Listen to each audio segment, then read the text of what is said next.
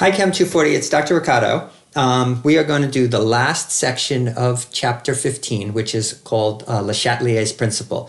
So Le Chatelier's principle, we're going to do completely qualitatively, meaning no math. You'll see multiple choice questions on Le Chatelier's principle. Let's get started. So we're starting with page 18 of the notes. So Le Chatelier's principle says, when a system in chemical equilibrium is disturbed by a change of temperature, pressure, or concentration, the system at equilibrium will shift in a way that counteracts this change of variable. To me, Le Chatelier's principle is chemistry's version of Newton's second law of physics.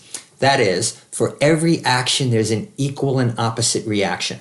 Okay, so we're going to go through a bunch of different scenarios and we'll talk about the action. We have a system that's at chemical equilibrium and then we do something to it. We increase the pressure, change the volume of a gas, increase the temperature, lower the temperature, take a reactant in, put extra reactant in, pull a product out. Any of these things are going to affect the equilibrium. And your job is to figure out which way the reaction shifts after the initial perturbation, after the initial change that we apply.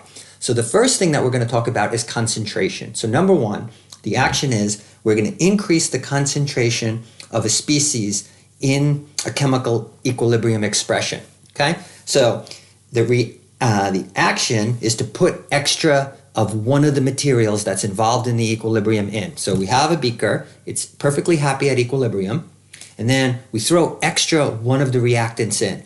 What happens to it?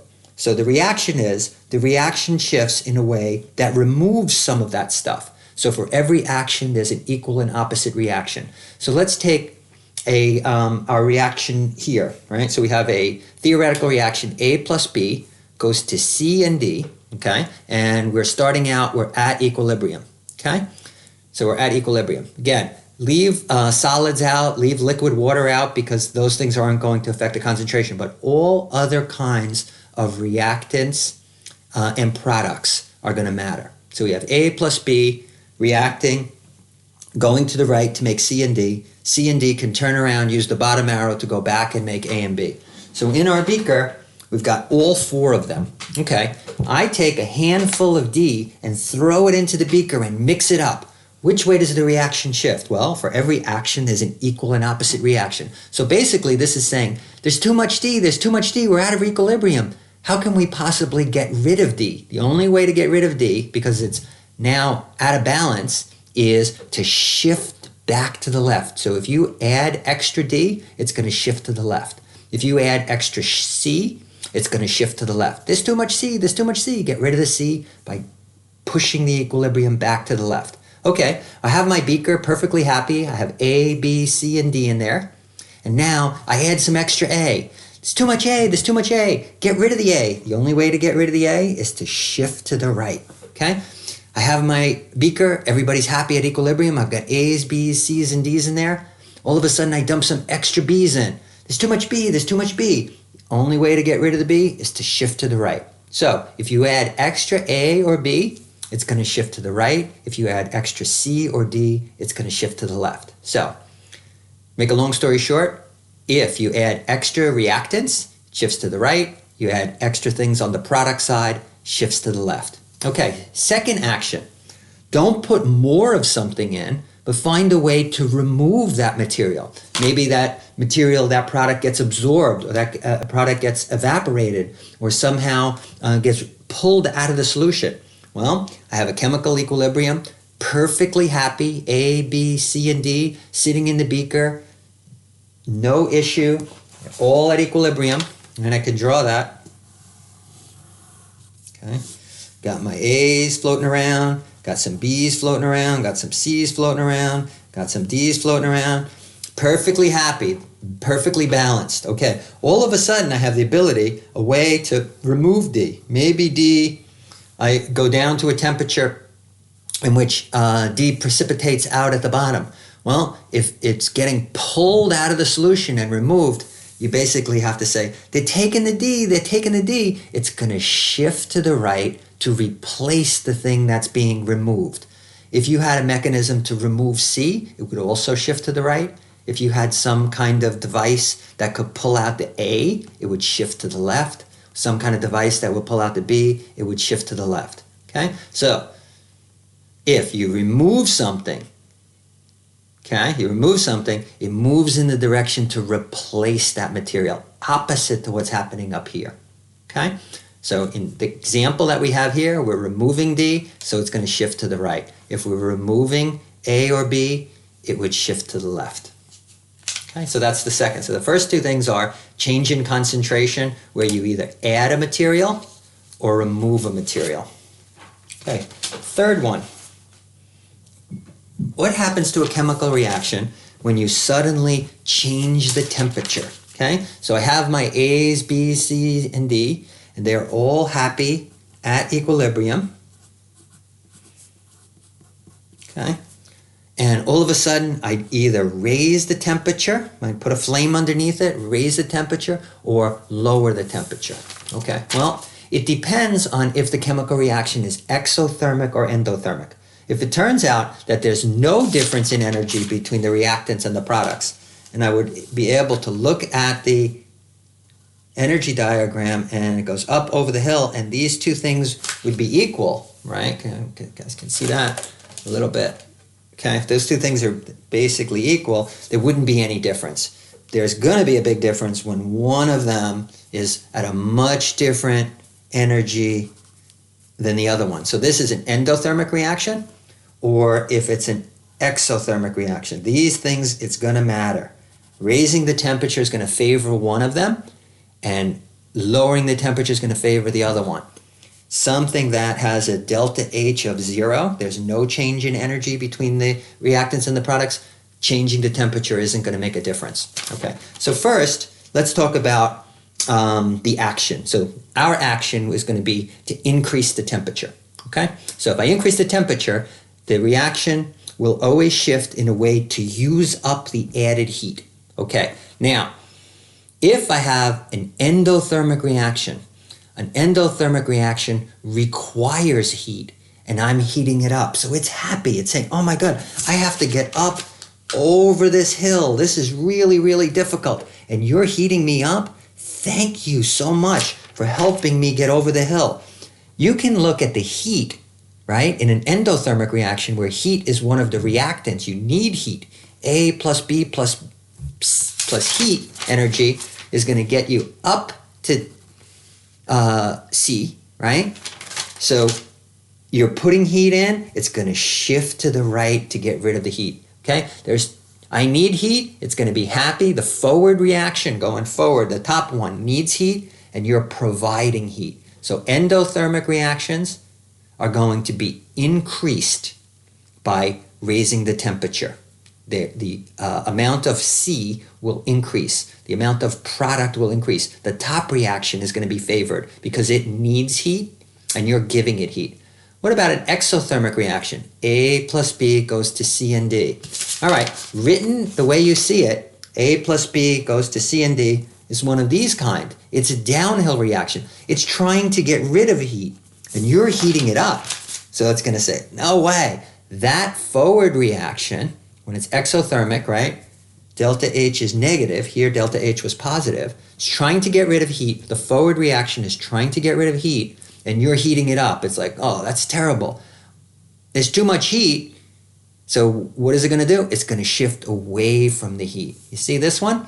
This one up here needed heat, and you gave it heat, so it shifted to use up the heat.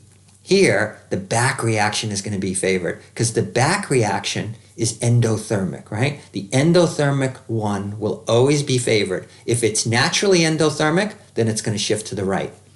If it's written like this, it's exothermic. That means the back reaction is endothermic. And then if you put heat in, C plus heat needs it. So it'll shift to the left. Okay, so to make a long story short, there's always an endothermic one of the arrows and an exothermic one of the arrows.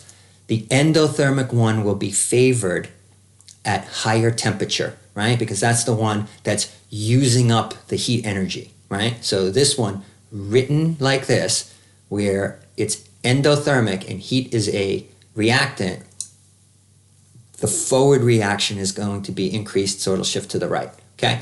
Written like this, where it's exothermic, A plus B goes to C and it gives off heat, that's a downhill reaction going forward and an uphill reaction going back. So it'll shift to the left because the bottom arrow is the endothermic one, the one that has heat as a reactant. Remember, these are the reactants going backwards. These are the reactants going forward. Okay? We'll do a practice one at the end. Okay, second thing you could do, instead of increasing the temperature, you could decrease the temperature. Well, everything is going to be reversed. Think about it. The endothermic reaction, okay, that requires heat, that needs heat, is not going to be happy, right? It's going to, it's the exothermic reaction that's trying to get rid of heat that's going to be happy, because you're providing a mechanism of the coldness, making it colder, will pull the heat energy away. So let's look at our example, okay? What am I doing? For this chemical reaction, that's endothermic, so A plus B plus heat goes to C, okay? And I'm going to cool it down. Which reaction is trying to get rid of heat? C going back to A and B and heat is trying to get rid of heat, and you're cooling it down, so you're providing a mechanism to pull the heat out. It's too much heat, there's too much heat. How can I get rid of the heat? I can get rid of the heat by cooling it down. So the exothermic version, the backward reaction, is going to be favored. This one would shift to the left. Notice opposite to up here. Endothermic shifted to the right. When I heated it, endothermic shifts to the left when I heat it. Okay? How about an exothermic reaction and I'm cooling it down? Well, this one really makes sense to me. Exothermic is trying to give off heat and you have a mechanism. They're pulling the heat away. They're pulling the heat away. If you're taking the heat away, what's going to happen? A and B are going to react more to make C and D. So a chemical reaction that's trying to dump heat will go further to the right, not faster, but go further to the right when you put it in the refrigerator, right? When you cool it down, because you're providing a sink or a place for the heat to go. They're taking the heat.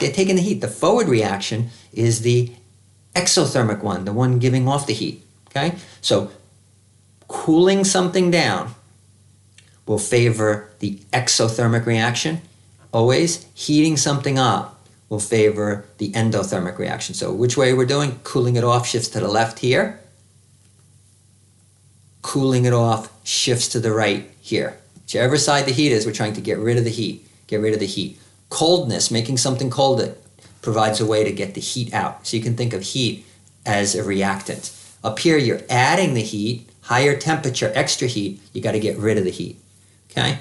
Adding the heat, got to get rid of the heat, shift to the left. Okay?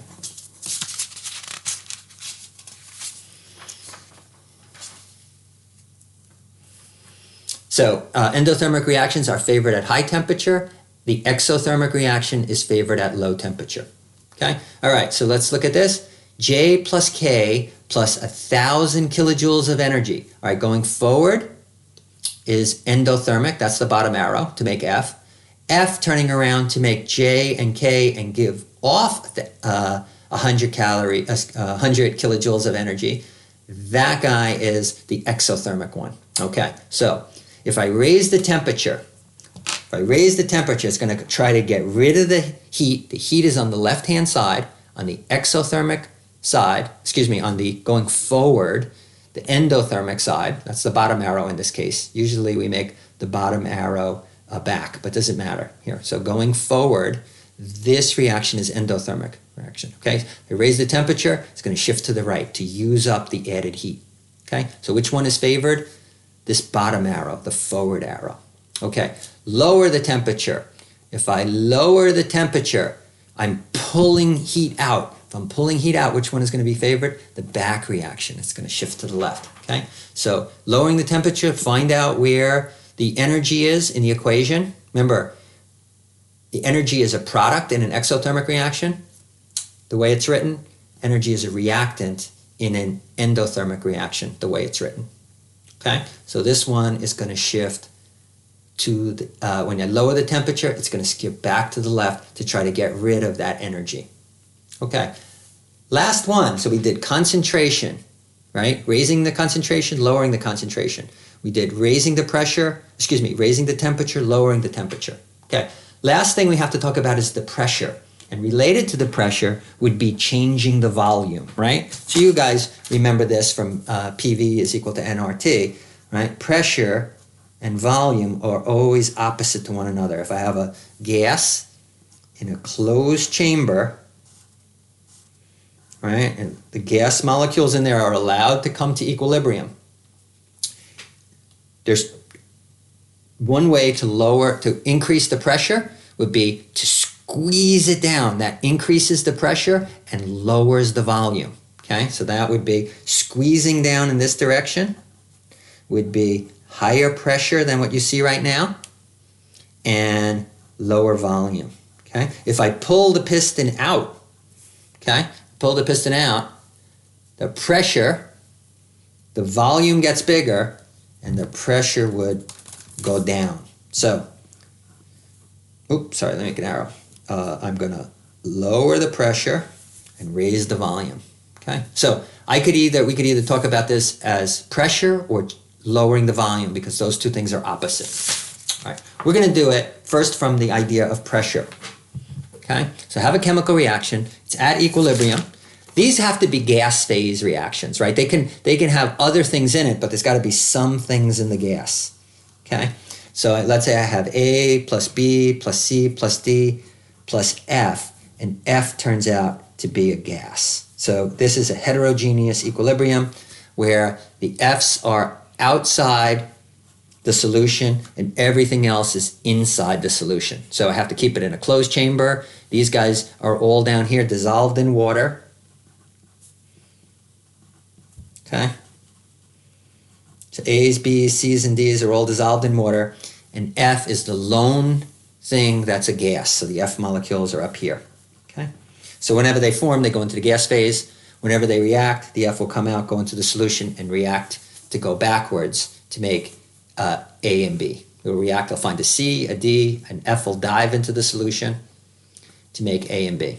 Okay, so what happens when I lower the pressure? What happens when I increase the pressure? Well, so we'll do lower pressure first.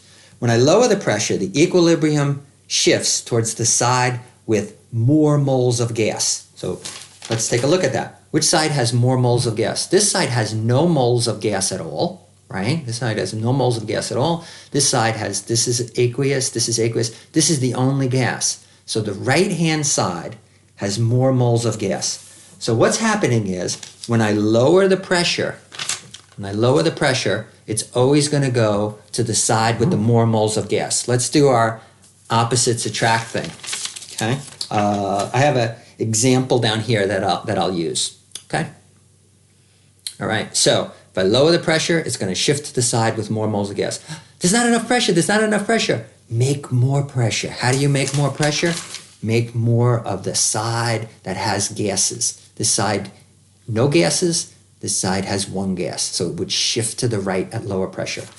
Increase the pressure. It's got to go in the other direction. There's too much pressure. There's too much pressure. Too much gas pressure. Get rid of the gas. The only way to get rid of the gas would be to shift back to the left. So this thing would go to the right, shift to the right at lower pressure, shift to the left at higher pressure. Okay, let's talk about the way that you're going to tell that. So I'll finish reading this one, and then we'll talk about how to tell the difference between left and right in terms of moles of gas. Okay, we're going to talk about something called delta N. Okay, so that's what happens for the action and the reaction. Okay, so lower the pressure, shifts toward the side with more moles of gas. Increase the pressure, the equilibrium is going to shift towards the side with less moles of gas. So here's a great example. Okay, I have carbon dioxide gas is going to be in equilibrium with carbon solid to form carbon monoxide gas. So let me get a piece of paper. Draw the reaction chamber for you. Okay, I'll do it in pen. So what do I have in here? I have a vessel. And what I'll do is I'll make a piston inside the vessel so that anytime I want, I can increase the pressure by pushing in and decrease the pressure by pushing out. Okay, so this guy can either go in or out, and it's airtight, so the gas is going to be trapped inside of this piston. Got it? Okay, so what do I have in there? I have CO2s floating around and COs floating around, because those two things are in the equilibrium mixture. Okay, so COs and CO2s, and I have a little bit of carbon, but carbon is a solid, so it doesn't matter. But as long as I have some around. Okay, so I'm going to just push this wall in a couple of inches, maybe to here. Okay, now all that gas is going to be trapped in this lowest place. That's going to increase the pressure. There's too much pressure. Which way is it going to shift? Well, the left-hand side has just 1 mole of gas. Look at its coefficient. This guy doesn't count because carbon is a solid. So there's a 1 over here, but there's a 2 over here. So when I go to the right, I go to more moles of gas. When I go to the left, I go to less moles of gas. Increase the pressure. Okay? Squeeze this wall in. Increase the pressure. Another way I could say it, lower the volume. Which way is it going to shift? It's going to shift towards the side with less moles of gas. There's too much pressure. There's too much pressure. Get rid of the pressure. You have to go to the left. So this one would shift to the left because this has 2 moles of gas. This has 1 mole of gas. Okay, so I'm going to take a look at this equation here, and we're going to figure out delta N. Delta N is the change in the number of moles of gas, right? So it's N on the right-hand side, which is, right, we usually think of this as classically the reactants, and these are the products. So from the product side, that's N final minus N initial, right? Now we know it can go either way, but we have to define which ones are we're going to consider the reactants and which one are going to consider the products. So going from left to right, these are the reactants and these are the products. Okay, so that's our convention. Okay, so I take the products minus the reactants. So I have 2 moles of gas minus 1 mole of gas. You leave the carbon solid out, doesn't matter, right? So delta N is positive 1. So we'll increase the pressure. As pressure goes up, it will go towards the side with go towards the side with less moles of gas. So this guy's going to go back around from right to left. Okay, so let's read this. As the pressure goes up, you're going to increase, the reaction will shift to the left. Okay, if I lower the pressure, how would you lower the pressure? Pull the piston out. Pull the piston out to over here and just pull it out. Now, all those gas molecules got much more room to breathe. They took away the pressure. They took away the pressure. What can you do? For every action, there's an equal and opposite reaction. Put some pressure back. The only way you can put some pressure back is to shift to the right. Right? Create more moles of gas. Okay? So which one is going to be favored? At low pressure, the side with more moles of gas will be favored, so the reaction shifts in that direction from left to right. At high pressure, the reaction is going to be favored with the side with less moles of gas. That's this side, so it's going to shift to the left.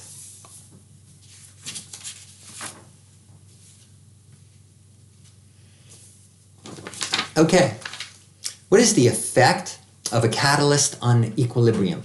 Okay, well, the effect of a catalyst on equilibrium is it should have no effect. A catalyst has no effect on the equilibrium composition of a reaction and a mixture. A catalyst merely affects or speeds up the attainment of equilibrium. Okay? It increases the rate of the forward reaction and the rate of the back reaction the same. Okay? So I have an example here. We have a very simple reaction of A going to B. Rate constant K is for the forward reaction, right? K forward is A. Right, let's go back to chapter 14 for a second. The rate for the forward reaction, so the rate F is equal to KF, small kf, times A, right? If it's at equilibrium, then we assume that these are elementary steps. Why the first power? Because the coefficient is 1. Okay, the rate for the back reaction, reverse Kr, is equal to, rate R is equal to Kr times B to the first power, because B's coefficient is 1. Okay, so I'm just going to get to the equilibrium faster, right? We know that I reach equilibrium when the rate of the forward reaction is equal to the rate of the back reaction, right? That's equilibrium. And if that's the case, then this is equal to that. We've seen this before. K forward is equal to K reverse. And I'm going to be able to solve this in such a way that I'm going to be able to make the equilibrium constant out of the rate constants, right? Because the equilibrium constant is ratio of the forward rate constant to the reverse rate constant. So if I want to get the forward rate constant in the numerator, let me divide both sides by Kr. I get Kf over Kr, and divide both sides by A. So this was just algebra, and I get, what does that look like? That's the equilibrium constant, right? That's B, sorry, this is A down at the bottom. Okay, this is B up on the top, and A down in the bottom. B and A. You guys see that? Okay, what is that? Well, Kf over Kr is capital K, the equilibrium constant. So what happens when you add a catalyst? You increase the rate of the forward reaction, but you have to increase the rate of the reverse reaction the same exact proportion. So if this was like 100 over 10, right? 100 over 10 is equal to 10. Or it could be, put the catalyst in. The top one is going to go 10 times faster. The bottom one is also going to go 10 times faster. 1,000 divided by 100 is still 10. The equilibrium constant will not change by adding a catalyst. You increase the rate of the forward reaction the same as the rate of the back reaction. Let me show you that with a diagram like this. The function of the catalyst is to change the mechanism so that there's an easier pathway. If I drew this in here, this is the one with the catalyst. This is the one without the catalyst. It's much harder to go over this hill, but it's also much harder to go over this hill. These are smaller arrows. This is the rate of the forward reaction going from left to right. This is the rate of the back reaction going from right to left. Okay? But when I take the ratio of them, I get the equilibrium constant. Okay? With the catalyst, everything same temperature. Okay? Same difference in energy. Delta H has got to be the same. I tried to make that close. Right? Have exactly the same thermodynamics, exactly the same energy different, but it's just a lower hill. Well, many more A's are going to have enough kinetic energy through the Arrhenius equation to get over to B, but many more B's are going to have enough kinetic energies to get back to A. Okay? So I'm going to wind up with a situation like this. With the high barrier, I'm only going to have a little bit of guys crossing over. So my two piles, right? Not how fast you get there, but how big the piles are between A and B are going to be 1, 2, 3, 4, 5, 6, 7, 8, 9, 10 to 1. Well, if there's 10 products, this is already at equilibrium. If there's 10 products for every reactant, 10 to 1 gives you an equilibrium constant of, this guy's got a K equal to 10 because it's 10 to 1. Okay, how about over here? Here, I've got so many more B's over here, right? But I also have so many more, actually, so the equilibrium constant is 10 over here, okay?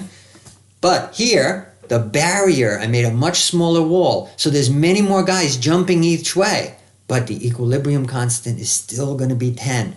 The equilibrium constant is only how big the relative amounts are. It's got nothing to do with how fast you get from one to another. When you add a catalyst, you will get to equilibrium faster, but you'll still wind up at the same equilibrium constant. This guy has an equilibrium constant of 10, right?